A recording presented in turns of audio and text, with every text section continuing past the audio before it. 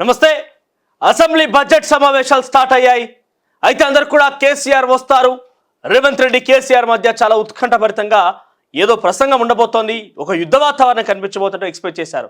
కానీ ఈరోజు కేవలం గవర్నర్ ప్రసంగం మాత్రంతోనే అసెంబ్లీ సమావేశాలు వాయిదా పడ్డాయి. ఇక రేపు ఆ అసెంబ్లీ సమావేశాల్లో ఓట్ ఆఫ్ థ్యాంక్స్ గవర్నర్ ప్రసంగానికి సంబంధించి కాస్త వాడివేడి చర్చ జరిగే అవకాశం ఉంది డెఫినెట్గా. ఎందుకంటే ఈరోజు గవర్నర్ ప్రసంగం ఆదిలోనే అధికార అహంకారం అంతమైందన్న రకంగా మాట్లాడడం జరిగింది. ఒకసారి గవర్నర్ ప్రసంగానికి సంబంధించి హైలైట్స్ చూద్దాం.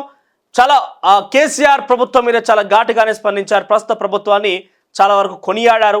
ఈ 2 నెలల కాలం పాటుగా వాళ్ళు చేసినటువంటి అనేక ఆవిష్కరణలకు సంబంధించి, పథకాల కొనసాగింపు సంబంధించి కొనియాడారు. ఒకసారి గవర్నర్ ప్రసంగం గురించి చూస్తే కనుక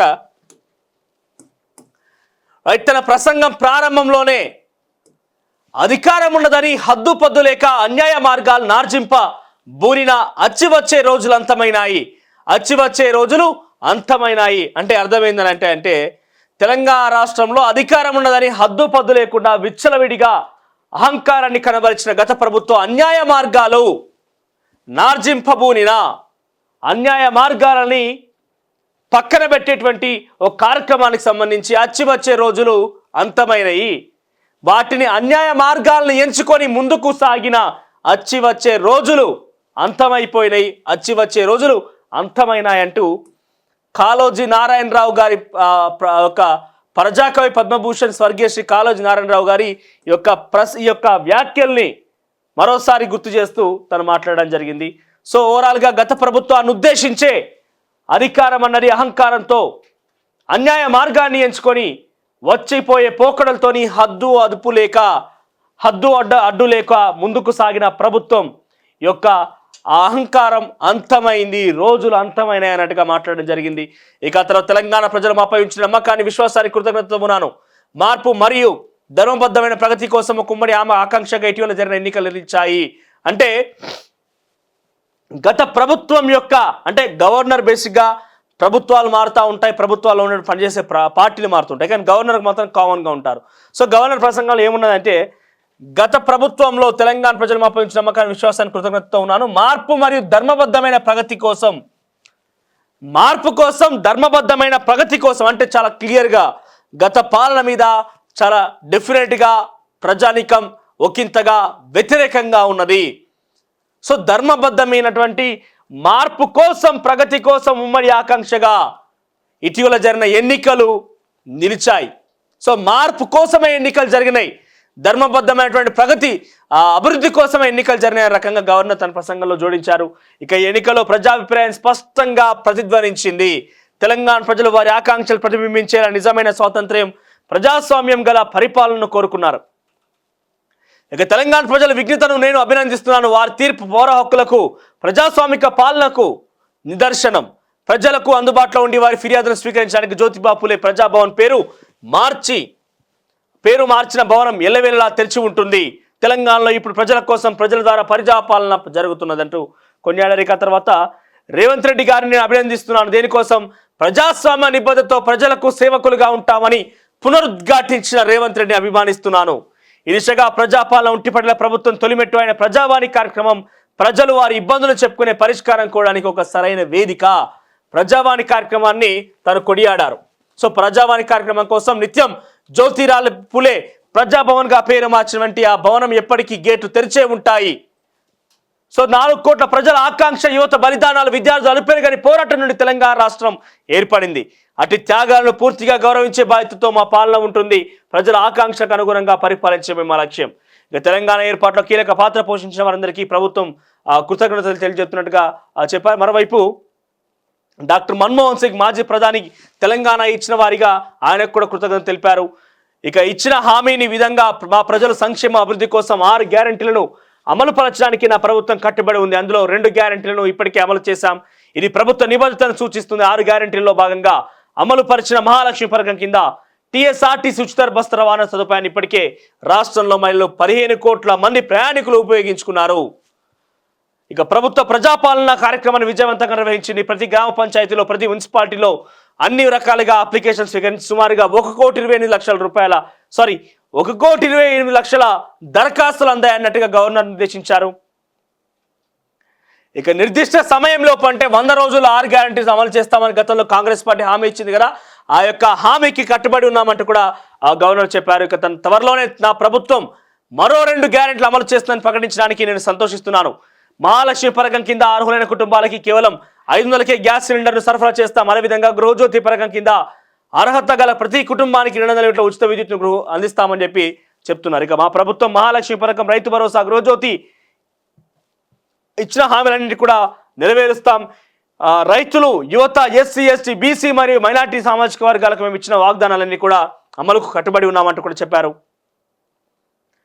ఇక కొత్తగా ఏర్పాటు చేసిన మన టీఎస్పీఎస్సీ ద్వారా 2 లక్షల ఉద్యోగాలకి కట్టుబడి ఉన్నాం.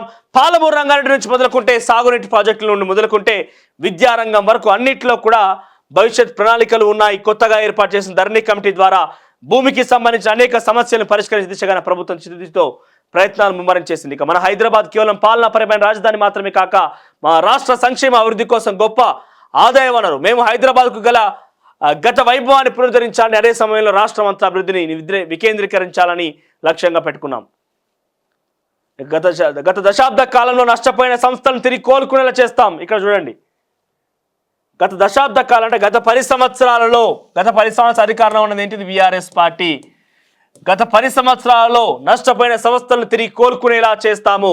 శాసన వ్యవహారాలు, కార్యనిర్వహణ వర్గపు విలువలను పునరుద్ధరించి పారదర్శకతతో అందుబాటులో ఉంటూ రాజ్యాంగ సూత్రాలను పాటిస్తామని ప్రభుత్వం ప్రతిజ్ఞ చేసింది. టీఎస్పీఎస్సీ, ఎస్హెచ్ఆర్సీ, రాష్ట్ర సమాచార కమిషన్, విశ్వవిద్యాలయం మొదలైనటువంటి రాష్ట్ర అభివృద్ధి కీలకమైన సంస్థలన్నింటినీ బాధ్యతాయుతంగా పనిచేసే రకంగా స్వేచ్ఛను కల్పిస్తాం. ఇక ఆర్థిక అభివృద్ధి, పరిశ్రమలు, సేవా రంగాలు చాలా ముఖ్యమైనవి. కొత్త ఉద్యోగాలను, ఉపాధి కల్పించడంలో ఈ రంగాలు అతి కీలకమైనవి. పారిశ్రామిక సేవా రంగాల వృద్ధికి ఊతమిచ్చే సామర్థ్యం తెలంగాణ రాష్ట్రానికి ఉంది. అయితే ఈ సామర్థ్యానికి గత ప్రభుత్వం పాక్షికంగా మాత్రమే ఉపయోగించింది. మరోవైపు సేవా రంగాల్ని, పారిశ్రామిక రంగాన్ని రెండింటిని కూడా పాక్షికంగానే ఉపయోగించి నీరుగార్చే ప్రయత్నం చేసింది గత ప్రభుత్వం అని మరోసారి గవర్నర్ ప్రసంగంలో జోడించారు. ఇక నా ప్రభుత్వం కీలకమైన 2 రంగాలను సంపుష్టి చేయడానికి నూతన ఒరవడిని తీసుకొని రావాలని భావిస్తుంది.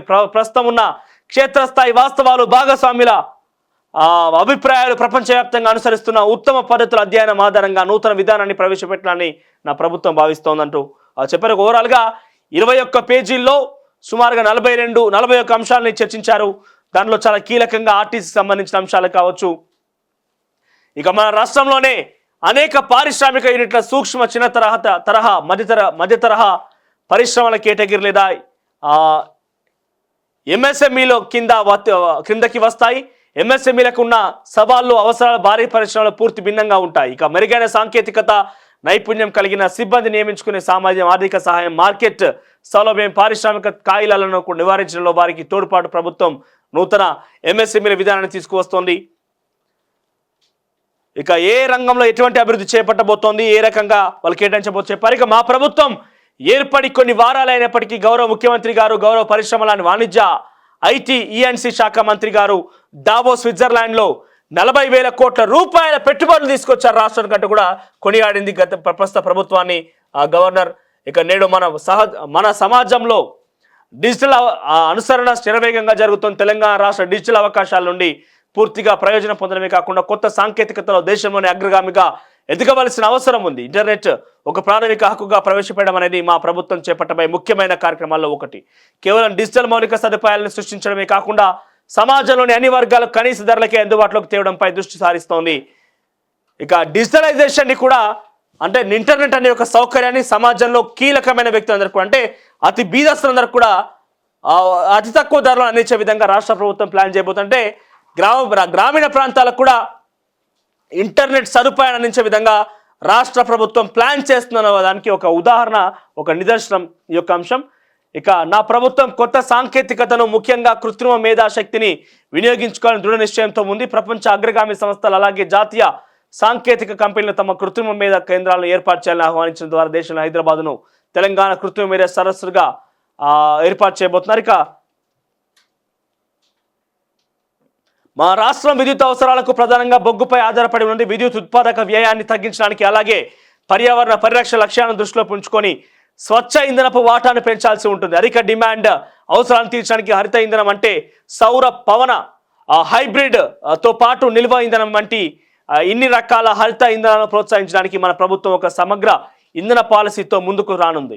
హరిత ఇంధనం వాటాను గణనీయంగా మెరుగుపరిచి 2030 సంవత్సరాల నాటికి కార్బన్ ఉద్గారాలను తగ్గించాలన్న ప్రభుత్వం లక్ష్యంగా పెట్టుకుంది. ఇక మన రాష్ట్ర భవిష్యత్తు గురించి చర్చించడానికి మనం ఇక్కడ సమావేశంగా మనకున్న అపారమైన పర్యాటక సామర్థ్యాన్ని ప్రస్తావించిన అవసరం. బాధేసి నడిబొడ్డున ఉన్న మా రాష్ట్రం గొప్ప చరిత్ర, భిన్న సంస్కృతులతో పాటుగా సుదూర ప్రాంతాల నుండి వచ్చే సందర్శకులను మంత్రముగ్ధుని చేయగల పర్యాటక ఆకర్షణ కూడా కలిగి ఉంది. ఇక చారిత్రాత్మక కట్టడాలను కూడా చరిత్ర తెలియజేసే వాస్తు శిల్పకళ అద్భుతాల నిధి తెలంగాణ రాష్ట్రం మన పూర్వీకుల వాస్తు విషయంలో కూడా టూరిజం కూడా డెవలప్ చేస్తామంటూ కూడా చెప్పారు. ఇక రిజర్వాయర్లకు సంబంధించి మరి ప్రస్తావించారు. ఇక విశిష్ట వాస్తు శిల్పకళ వాటి గురించి కూడా ప్రస్తావించారు. ఇక మూసీ నది ప్రక్షాళన విషయంలో కూడా గవర్నర్ ప్రసంగించారు. మూసీ నది ఇప్పటి వరకు మూసీ నది నిర్లక్ష్యానికి గురైంది. ప్రజలకు ఈ నది అన్ని విధాలుగా ఉపయోగపడేలా చేయడమే మా లక్ష్యం. నా ప్రభుత్వం పెద్ద ఎత్తున మూసీ రివర్ ఫ్రంట్ అభివృద్ధి పనులను చేపట్టిందంటూ కూడా మాట్లాడారు. ఆ తర్వాత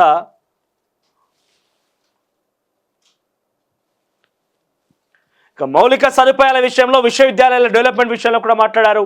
వేగంగా మారుతున్న జాబ్ మార్కెట్ డిమాండ్లకు అనుగుణంగా అనుసరమైన పరిజ్ఞాన నైపుణ్యంతో మన యువతను సన్నద్ధం స్కిల్ యూనివర్సిటీ గురించి కూడా ప్రసంగించారు. అంతేకాకుండా ఆరోగ్యకరమైన చైతన్యవంతమైన సమాజాన్ని రూపొందించిన కీలక క్రీడల ప్రాముఖ్యత, స్పోర్ట్స్ డెవలప్మెంట్ కోసం మాట్లాడారు. ఇక నైపుణ్య విశ్వవిద్యాలయ స్కిల్ డెవలప్మెంట్ యూనివర్సిటీ గురించి కూడా మాట్లాడారు. తర్వాత సమాజంలోని వివక్ష అణిచివేతకు గురైన అన్ని వర్గాలకు న్యాయం చేకూరుస్తాం. ఇక మనం ఆశిస్తున్న తెలంగాణ ప్రజాస్వామ్యం వర్ధిల్లుతూ ప్రాథమిక హక్కులు పరిరక్షించబడతాయి. డాక్టర్ బిఆర్ అంబేద్కర్ గారి స్ఫూర్తి మన కార్యాచరణకు పారదర్శకంగా ఉంటుంది. బడ్జెట్ ప్రక్రియ అనేది కేవలం వార్షిక మొక్కుబడి కాదని గుర్తుంచుకోవాలి. ఇది మనం ఆశించిన అభివృద్ధికి చోదకంగా ఉంటూ రాష్ట్రంలో కొత్త ప్రభుత్వాన్ని ఎంతో ప్రేమతో ఎన్నుకున్న ప్రజానికపు ఆకాంక్షలను ప్రతిఫలింపజేస్తోంది.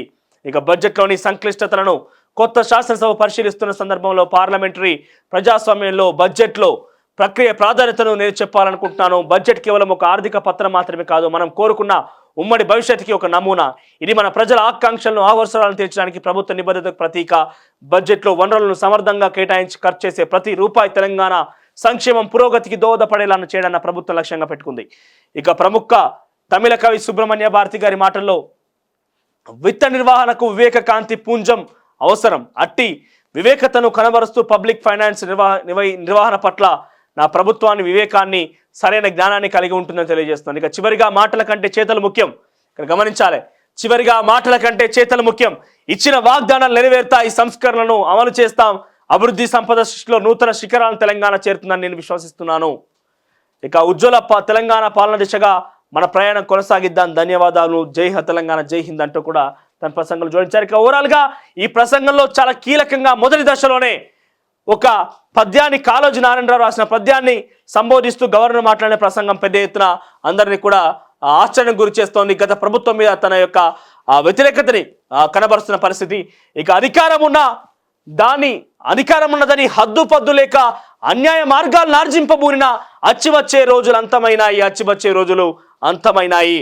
అధికారం ఉంది కదా అని చెప్పి అన్యాయ మార్గాలను ఆచరించి హద్దు అదుపు లేకుండా ఇష్టానుసారంగా వచ్చిపోయేటువంటి మాటలు మాట్లాడినటువంటి గత ప్రభుత్వ రోజులన్నీ కూడా అంతమైన ఒక ప్రసంగంతో తను ప్రారంభించినటువంటి ఈ నేపథ్యమే పెద్ద చర్చనీయాంశం అవుతుంది.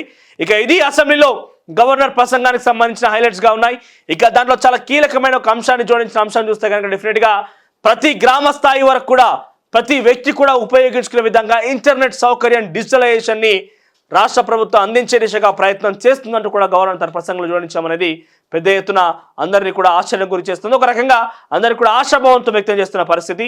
సో ఇంటర్నెట్ని చివరన గ్రామీణ స్థాయి వరకు కూడా చేర్చే ప్రయత్నం రాష్ట్ర ప్రభుత్వం తీసుకోబోతుందన్న ఒక అంశాన్ని పెద్ద ఎత్తున అందరూ కూడా హర్షం వ్యక్తం చేస్తున్నారు. చూద్దాం ఈ ప్రసంగం తర్వాత రేపు ఓట్ ఆఫ్ థ్యాంక్స్లో గవర్నర్ ప్రసంగాన్ని ఉద్దేశించి ప్రతిపక్ష నేతలు ఏ రకంగా స్పందిస్తారు, ఈ ప్రసంగానికి సంబంధించి ఓట్ ఆఫ్ థ్యాంక్స్ రూపంలో రేపు చర్చ జరిగే అవకాశం ఉన్న నేపథ్యంలో ప్రభుత్వం ఏ రకంగా గవర్నర్ ప్రసంగాన్ని కీర్తిస్తుంది, ఏ రకంగా ప్రతిపక్షం వ్యతిరేకిస్తుందని మాత్రం చూడాల్సి ఉంది. మరోవైపు ఈరోజు అసెంబ్లీ సెషన్లో మరో హాట్ టాపిక్ ఏంటంటే బీఆర్ఎస్ పార్టీ ప్రధాన ప్రతిపక్ష లీడర్ ఆఫ్ ఆపోజిషన్ గా ఉన్నటువంటి కేసీఆర్ కి రూమ్ కేటాయించే విషయంలో గతంలో స్పీకర్ రూమ్ పక్కన తన క్యాబిన్ ఉండేదట, కానీ ఇప్పుడు దాన్ని కాస్త బయటికి బీజేపీ ఎల్పీ పక్కన మార్చడం అనే చర్చనీయాంశం అవుతోంది. చాలా చిన్న క్యాబిన్ ఉంది, ఎటువంటి వసతులు లేవు, కావాలనే కేసీఆర్ కి ఈ రకం క్యాబిన్ కేటాయించడం జరిగిందంటూ కూడా స్పీకర్ కి బీఆర్ఎస్ ఎమ్మెల్యే కంప్లైంట్ చేశారట. మరి దీనికి సంబంధించి స్పీకర్ కారణం ఏ రకంగా స్పందిస్తాం చూడాలి. ఇక ఓవరాల్ గా అసెంబ్లీకి సంబంధించిన అప్డేట్స్ ఈ రకంగా ఉన్నాయి. చూస్తున్నాను తొలి వెలుగు. Thank you.